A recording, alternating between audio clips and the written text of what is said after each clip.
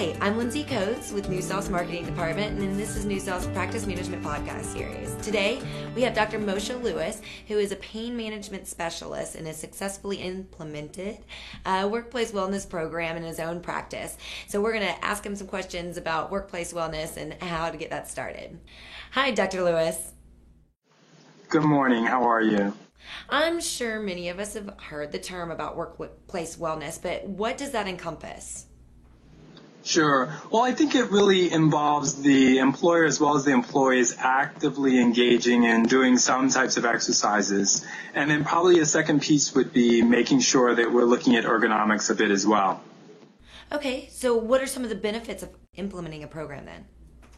Right. Well, a lot of us say, unfortunately, we probably spend more time during the day, especially during the weekdays, in the office than we do in the gym or exercising, and certainly often even more so than at home. So it's a good place to try to make sure that we're exercising, getting out of our seats, moving around a little bit, because it's very easy, given the stresses of the workplace today, to really spend a lot of hours just working and forgetting to look at the clock and get up and move around.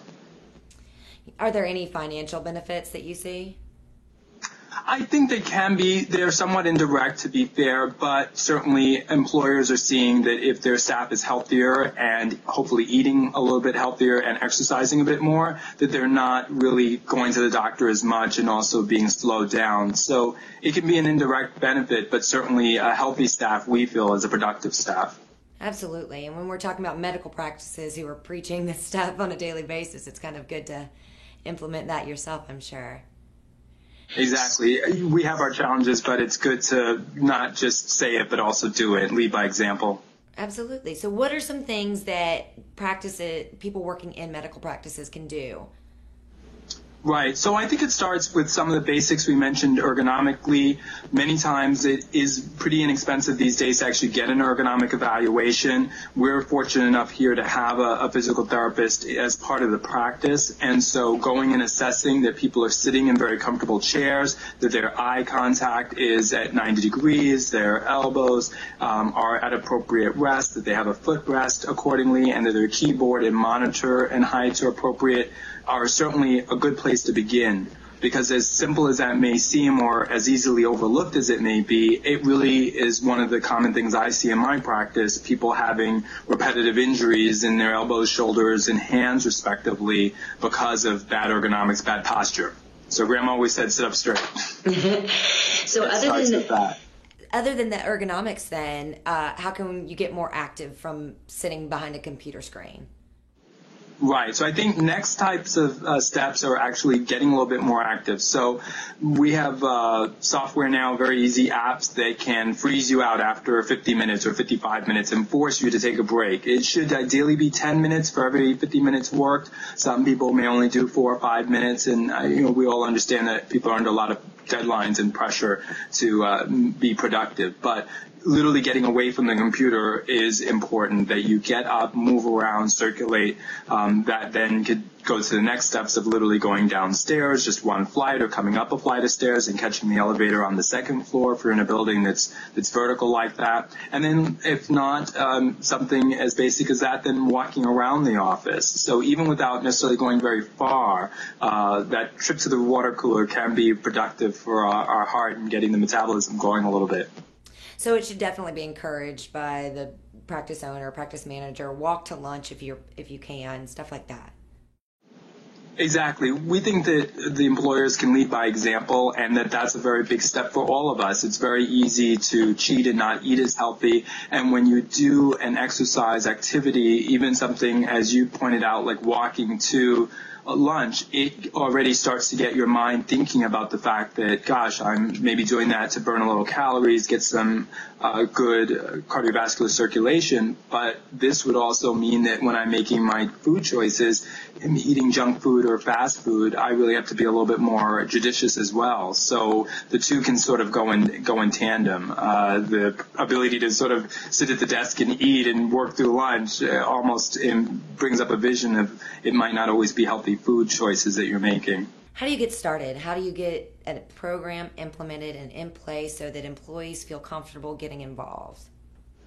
Right. Again, I think that it starts with the employer, but many times if that may seem a little bit too complicated, it's picking someone on the staff, sort of doing an informal survey, let's say at the next staff meeting, to say this is something we'd like to implement. We believe in workplace wellness, and we'd like to find an employee champion. And so finding a very nice PC term like that could be a very good way, and then literally meeting and interacting with that person wouldn't take a lot of time, but just a few minutes to see what ideas do they have. Do they want to do something even more aggressive, like maybe start a walking group? And it can be before office hours or after our hours or during lunch. We're not always implying it has to interrupt the flow of the workday, but something as simple as that would be a really great step. Many times each year as it goes by, somebody on the staff may be trying to do a fundraiser for various charity organizations. They have walkathons and bikeathons and marathons and things of that nature, and that's yet another good way that the staff could form their own group. So they represent XYZ organization at the charity. It's good for not only team spirit and morale, but also employee morale that they're interacting in an activity. So those are just some easy, simple, starting off types of approaches that don't really require significant funding or equipment. Here I'm in the Bay Area, and some organizations have taken it to that level where they do have classes available and they're a little bit more organized, or they have equipment available.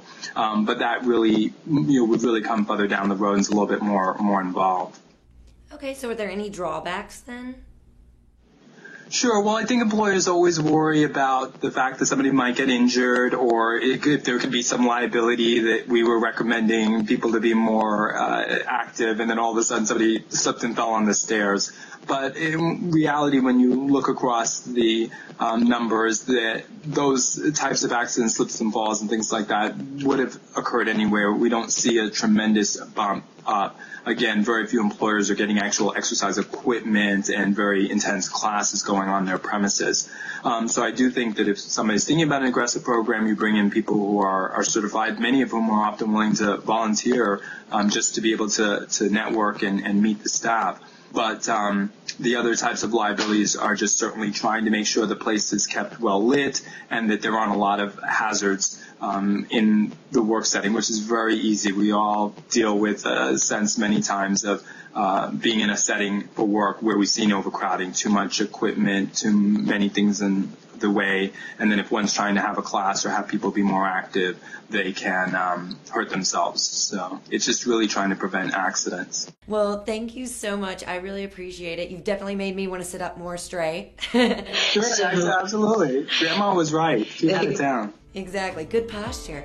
Well, thank you so much for joining us today, and I hope all of our listeners join us next month.